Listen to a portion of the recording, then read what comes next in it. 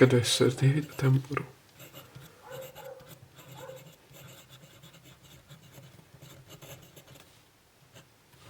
A nevem Tóth Bendegúz. Magyarországról írok önnek.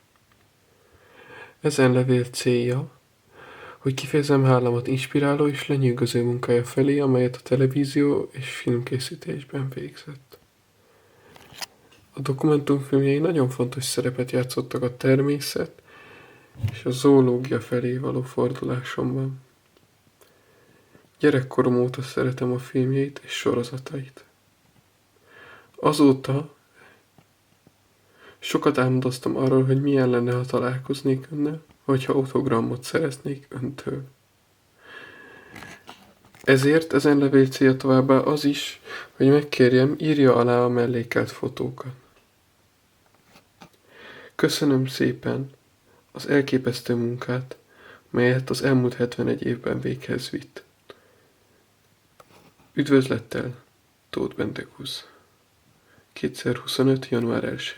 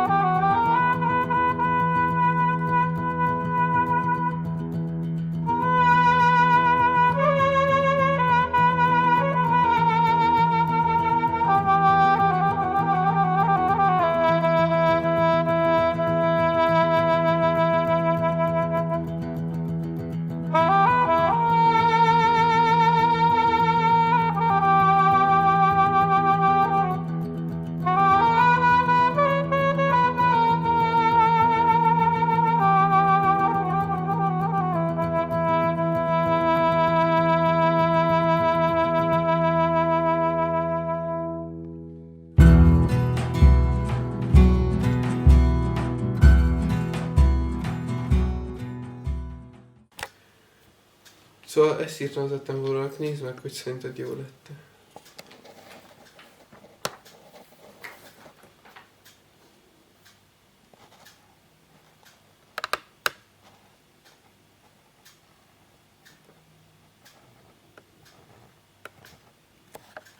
Ez nagyon aranyos. Nagyon tetszik.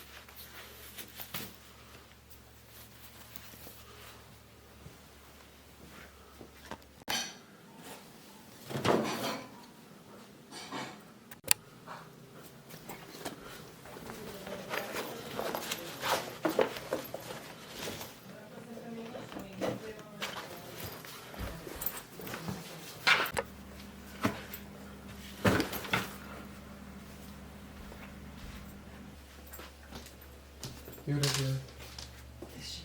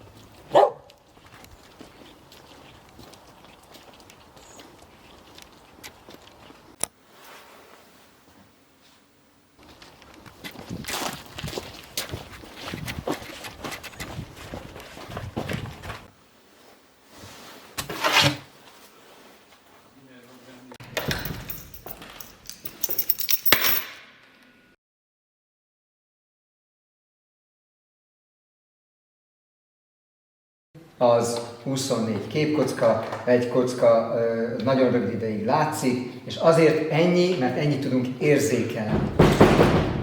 Szóval, hogy kérem a füzeteket, akkor ezt így mindegyikben beleírni, jó? Nem felejtjük el, tehát...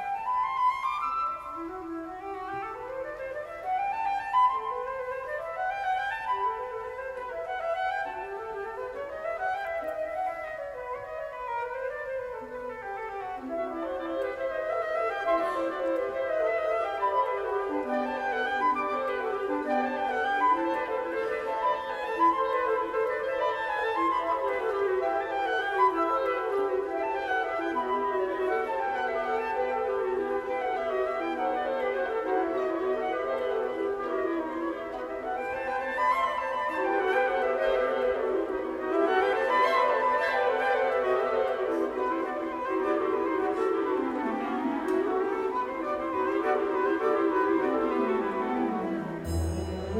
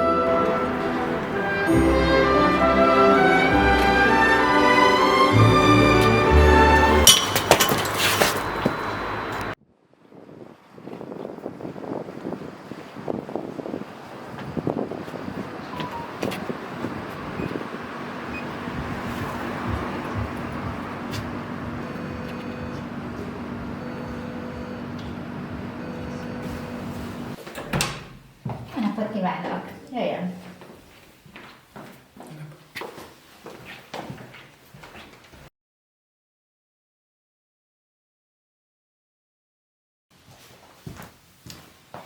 No, akkor hogy van Bendi? Hát meg vagyok, köszönöm. Vannak a tünetek, de amúgy jól vagyok.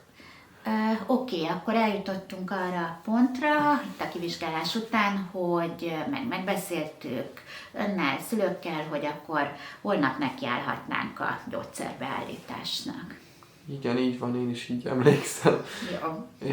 Én itt írtam össze ilyen kérdéseket magamnak a telefonomba, hogy ne felejtsem el, hogy így hogy néznek ki ez a dolog akkor, és akkor ezeket most megkérdezem. Ez egy nagyon-nagyon profi jó ötlet, úgyhogy akkor beszéljük végig Jó. ezeket a kérdéseket.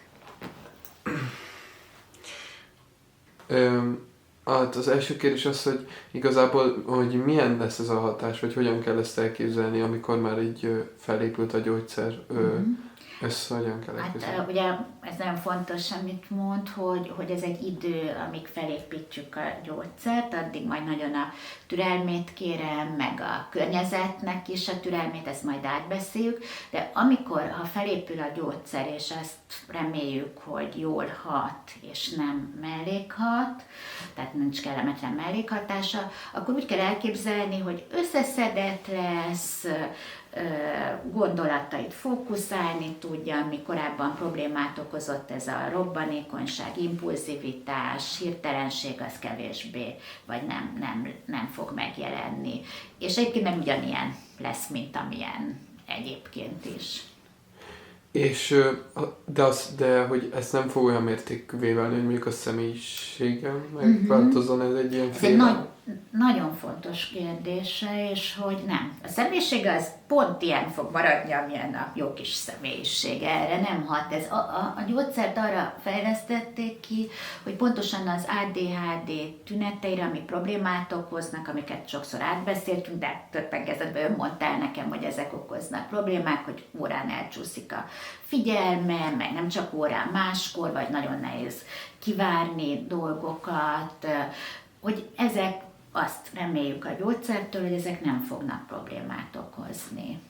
Igen, és hogyha mellékhat, akkor hogy hat mellék? Igen, na hát ez az, amiről szintén kell beszélnünk, mert én ezt mindig nagyon őszintén mondom minden paciensnek, és meg is kell, hogy beszéljük, hogy ami hat, az előfordulhat, hogy mellékhatása van, és vannak olyan mellékhatások, amivel hogyha jól illeszthető az életbe, megpróbálunk együtt élni, és ezt meg fogom tanítani, hogy mindig evés után kell bevenni, hogy de lehet olyan mellékhatás is, hogyha gyógyszerváltás kezdetén kicsit fáj a hasa, hogy azt abban kérem a türelmét, de hogyha ez fönnmarad, olyan mellékhatás van, ami fönnmarad, kellemetlenséget okoz, hát akkor meg sajnos nem tudjuk beállítani ezt a gyógyszert, meglátjuk, azért is kell az elején gyakoribb vizit, hogy gyakoribb találkozás, ezeket mind átbeszéljük.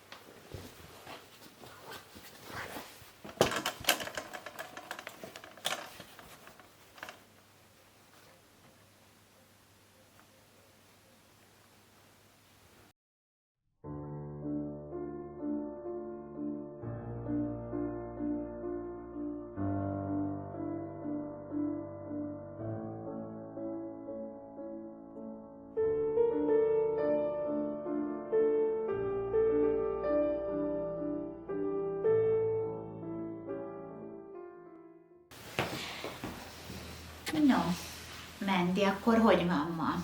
Hát, én jól. Akkor most hogy lesz? Hát azt kéne átgondolnunk ma, hogy az a helyzet, hogy bár amire elkezdtük adni ezt a gyógyszert, hogy sokkal jobb a figyelme, azt mondja, meg ugye? Jó, igen. Meg a kevésbé robbanékony, nyugodtabban végig tud ülni, akár nem annyira izgalmas órákat, helyzeteket is. De sajnos az van, hogy nincs étvágya, és bár próbáltuk, hogy így egyen, úgy egyen, hogy fogy, úgyhogy hát van olyan helyzet, ezt mondtam az elején, és amikor mérlegelnünk kell, hogy a hatás mellékhatás, és most ez úgy tűnik, hogy nem javasolt, hogy továbbadjuk ezt a gyógyszert, mert nem lehet, hogy egy fiatal fogyjon. És mikortól kezdjük ezt? Én azt gondolnám, hogy holnap már kisebb adagot vegyen be, ezt majd átbeszél pontosan, hogy, és most leépítenénk ezt a gyógyszert, egy kicsit várunk gyógyszermentesen, és aztán átgondoljuk, hogy esetleg milyen másik hatóanyagú gyógyszerrel tudunk segíteni. Jó.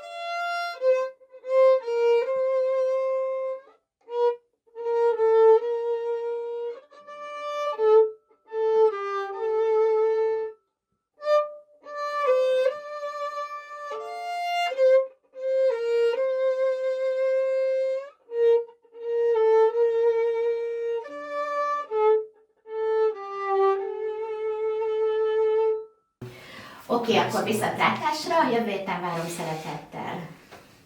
És akkor vannak még opciók, ugye gyógyszeresen is, és minden. hogy Abszolút vannak inkább- opciók, addig gondolkodunk együtt, gyógyszer, pszichoterápia, hogy megoldjuk a problémát. Jó? Várom Köszönöm. szeretettel, viszontlátásra.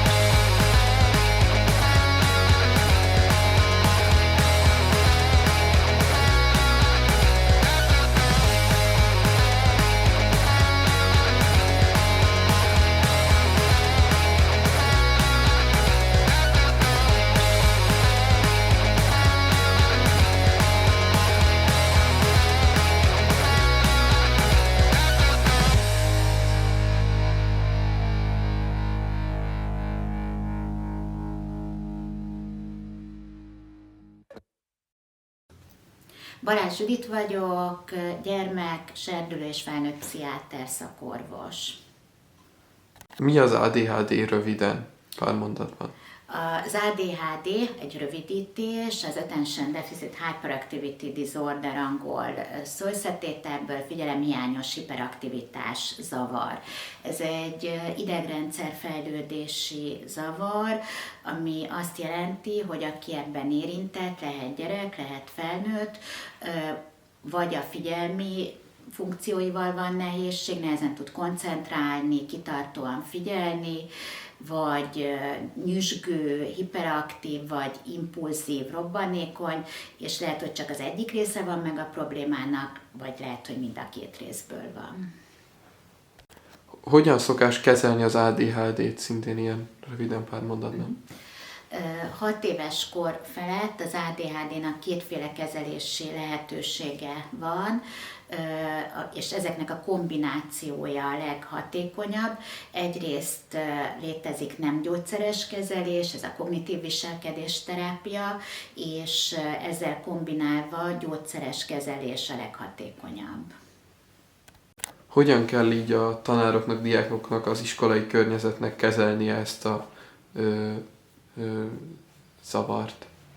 Egy nagyon fontos kérdés, hogy az iskolában mi történik az ADHD-s fiatalokkal, gyerekekkel, serdülőkkel, mert gyakorlatilag statisztikailag minden osztályba jut egy-két ilyen gyerek, és egyrészt azért fontos ugye a kezelés, hogy orvos, pszichológus kezelje ezt a problémát, mert kezelés nélkül nagyon nehéz tud lenni mind a gyereknek, mind a pedagógusnak egy osztályban.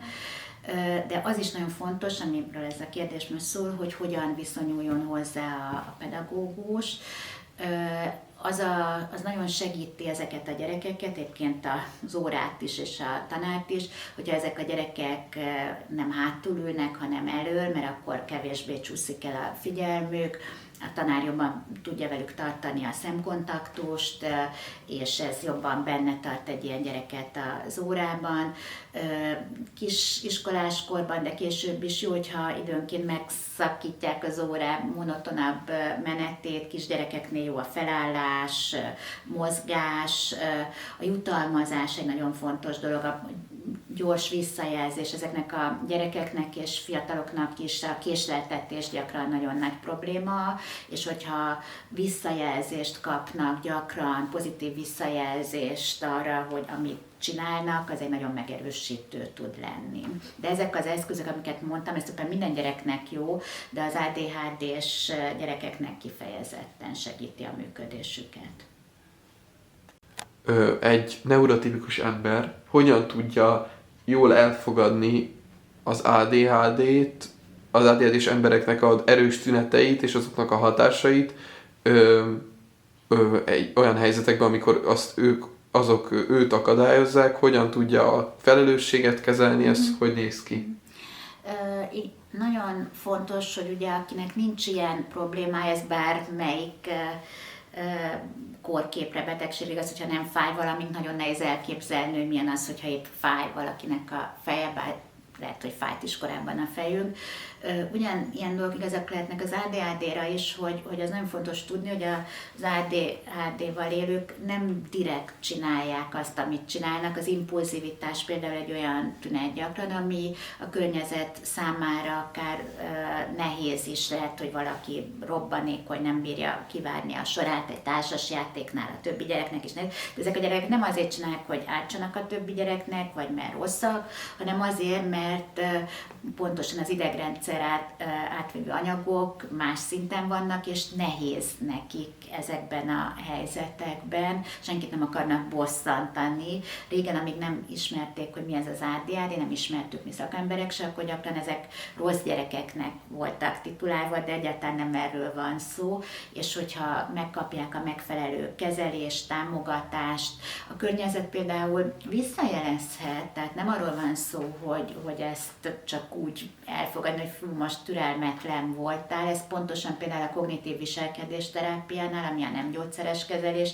segíthet is valakinek, hogy észreveszi ezeket a helyzeteket, de semmiképp nem egy morális kérdésről van ezekben a helyzetekben, szóval ez fontos, mint szülőnek, barátnak, pedagógusnak tudni.